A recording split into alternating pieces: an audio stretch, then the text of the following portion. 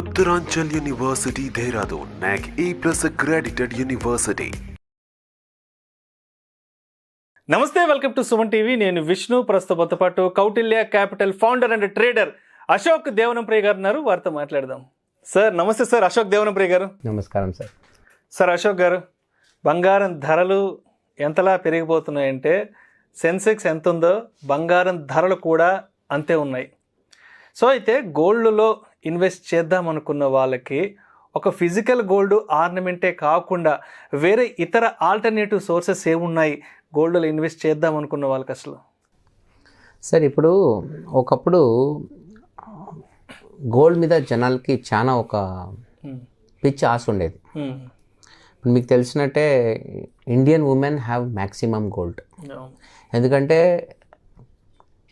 తరతరాలుగా బంగారం అనేది ఒక చాలా వాల్యుబుల్ అసెట్. దాంతో ఒక ఎమోషనల్ బాండింగ్. ఇండియన్స్ పర్టికులర్గా దాన్ని ఇన్వెస్ట్మెంట్లో మెజారిటీ జనాలు చూడరు. It's an expression of wealth. Particular ఆర్నమెంట్సే కదా, మెజారిటీ గోల్డ్ మన లేడీస్ ఉండదని ఆర్నమెంట్స్. కానీ గోల్డ్ని ఒక ఇన్వెస్ట్మెంట్ మోడల్గా ఆలోచించడం స్టార్ట్ చేసి రీసెంట్గా ఒక 10-20 ఏళ్ళు, అంతే ఒక 10-15 ఇయర్స్ నుంచి. ఇప్పుడు మీ గోల్డ్ ETF ఉంది. సింపుల్ ఎగ్జాంపుల్ ఇస్తాను. To be very honest, equity market compare చేస్తే గోల్డ్ అంత పెద్ద రిటర్న్స్ ఇవ్వదు. ఫర్ ఎగ్జాంపుల్ మీరు నిఫ్టీ చూస్తే గత 20 ఏళ్లలో దాదాపు 14.5-15% CAGR రిటర్న్ ఇచ్చింది Nifty.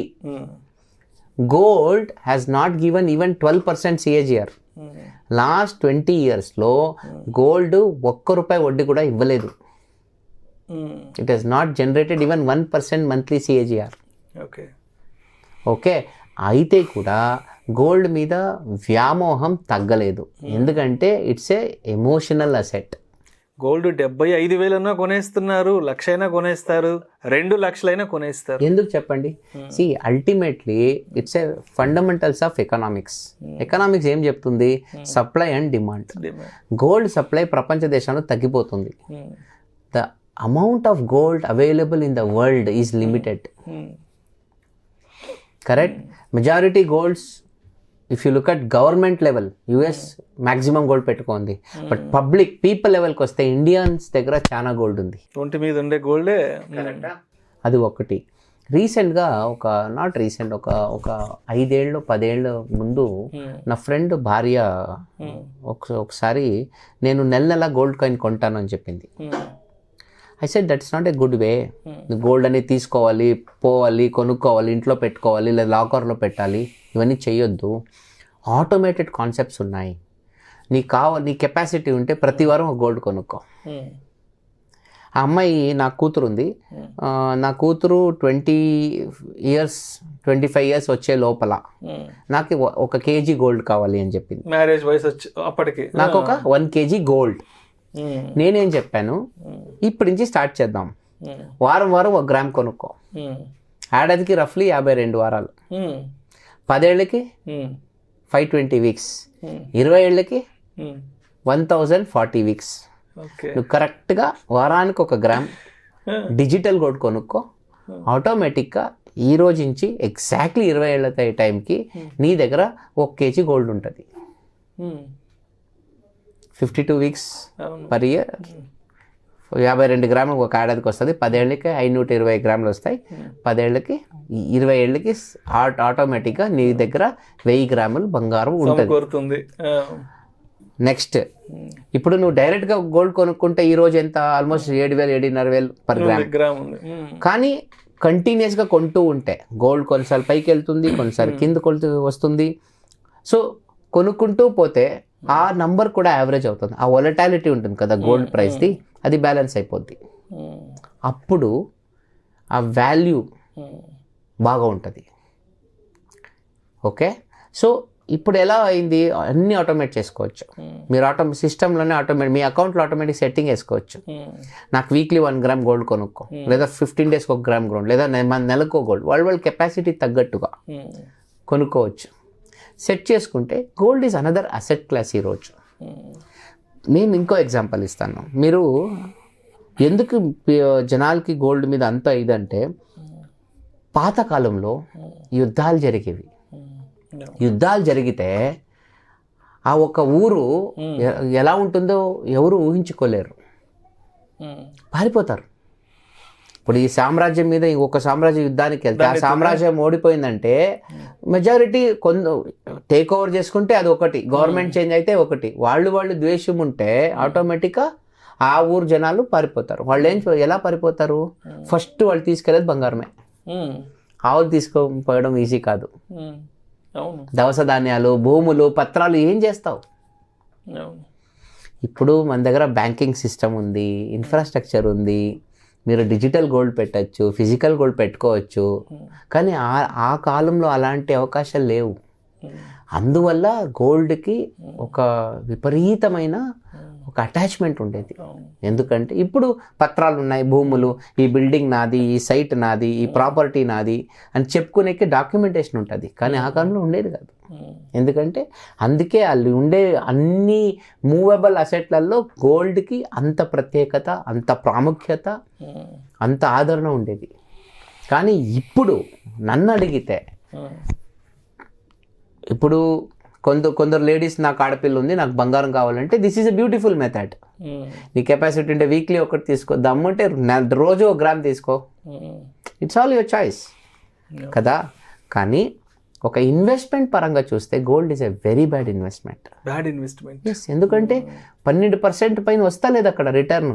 Year on year return 12%. మీరు ఏ ఈక్విటీ షేర్లో పెట్టండి ఇంకా ఎక్కువే వస్తుంది. మీరు ఎఫ్ఎంసీజీలో టాప్ కంపెనీ తీసుకోండా, నెస్ట్లే తీసుకోండా, రిలయన్స్ తీసుకోండా, సాఫ్ట్వేర్లో టీసీఎస్ తీసుకోండా, ఆటోమొబైల్లో టాటా మోటార్స్ తీసుకోండా, ఒక్కొక్క ఇండస్ట్రీలో ఒక కంపెనీ తీసుకొని డబ్బులు వేసేస్తే మీరు మినిమం 15% పైన వస్తుంది. ఎందుకంటే ఈక్విటీ మార్కెట్స్ గోల్డ్ కన్నా స్పీడ్గా పైకి వెళ్తుంది. కానీ కొందరు ఏం చేస్తారు, నాకు ఒక స్ప్రెడ్ ఉండాలి, 20% అలొకేషన్ ఇస్తాను గోల్డ్కి, నేను ₹1,00,000 ఇన్వెస్ట్ చేస్తే 20 లక్షలు గోల్డ్ పెట్టుకుంటా, వాళ్ళ సాటిస్ఫాక్షన్ క్వశ్చన్ కోసం. దాని తప్ప ఇప్పుడు మీరు సిరియా, ఇరాక్ యుద్ధాలు జరిగినాయి, సమస్యలు ఉన్నాయి ఆ దేశాల్లో, అక్కడని గోల్డ్ చాలా డిమాండ్ ఉంటుంది. బై మీ బిల్డింగ్స్కి వాల్యూ ఉండవు. యుద్ధాలు జరిగేటప్పుడు when ever there is a war, Ukraine ఏమైంది, నేలమట్టం అంటే బ్యాంకులో ఏటీఎంలో డబ్బులు ఎలా డ్రా చేస్తావు? 2 వర్క్ అయ్యేది, బంగారము క్యాష్ అంతే, ఇంకేం లేదు. There is no other asset. That is why people say కొంచెం క్యాష్ ఇంట్లో పెట్టుకోవాలి అని చెప్పి. అత్యవసరమైన ఒక సన్నివేశం వస్తే అప్పుడు క్యాష్ ఉండాలి, ఒట్టి digital amount is not enough అంటారు. అక్కడ కూడా ఛాలెంజ్ ఉంది, డిమానిటైజేషన్ వస్తే ఆ డబ్బు వెళ్ళిపోతుంది. ఇవన్నీ ఛాలెంజెస్ మార్కెట్లో ఉంటాయి. సో అందుకోసమే గోల్డ్లో వాళ్ళ ప్రిఫరెన్స్. ఇప్పుడు కొందరు నాకు ఎక్కువ రిటర్న్స్ అవసరమే లేదు, నాకు గోల్డ్ చాలు, I love gold, I will invest in gold, I don't care about other returns. నేను కంపేర్ చేసుకోను వేరే అసెట్ల మీద, నా గోల్డ్ కావాలి కొనుక్కుంటాను. అలా కొనుక్కునేవాళ్ళు ఈ ఆర్నమెంట్లు కొనే కన్నా ఇలాంటి ఈటీఎఫ్ గోల్డ్ కొనుక్కుంటే చాలా మంచిది. మేము చాలామందికి ఈ రికమెండేషన్ ఇస్తాం. చాలామంది మా క్లయింట్స్కే ఆటోమేటిక్ సెట్టింగ్ చేసి పెట్టినాం, weekly, monthly, all options very easy. ఆటోమేటిక్గా అకౌంట్ నుంచి డబ్బులు కట్ అవుతాయి. అక్కడ ఎలక్ట్రానిక్ గోల్డ్ మీరు ఎలా మీ శాలరీ అకౌంట్లో వస్తుంది కదా, పాత కాలంలో మీకు ఒక యూనో ఎన్వెలప్లో ఇచ్చేవాళ్ళు శాలరీ, ఆ కాలం పోయింది. డబ్బు ఎక్కడుంది మీది? బ్యాంక్లో కదా. బ్యాంక్లో డబ్బు ఉంది, అర్థం ఏంటి, ఒక రికార్డ్ ఉంటుంది అక్కడ, this much of cash credit అని. అలాగే గోల్డ్ కూడా ఒక క్రెడిట్ ఉంటుంది అంతే. So there are people even today, traditional investors దాన్ని నచ్చుకుంటారు. ఎవరు నచ్చుకుంటారంటే ఎఫ్డీలో పెట్టే కన్నా బంగారంలో పెట్టుకుంటే గుడ్ అని అనుకునే వాళ్ళు చాలామంది ఉన్నారు. అందువల్ల gold is a good investment for risk averse people. ఎవరు రిస్క్ తీసుకోలేరో వాళ్ళకి గోల్డ్ ఈజ్ వెరీ వాల్యుబుల్. ఎవరు రిస్క్ తీసుకుంటారో వాళ్ళకి ఈక్విటీ ఈజ్ వెరీ వాల్యుబుల్. ఇది ఒక rational. Thank you sir, thank you so much Ashok Devanapriya garu. Thank you sir.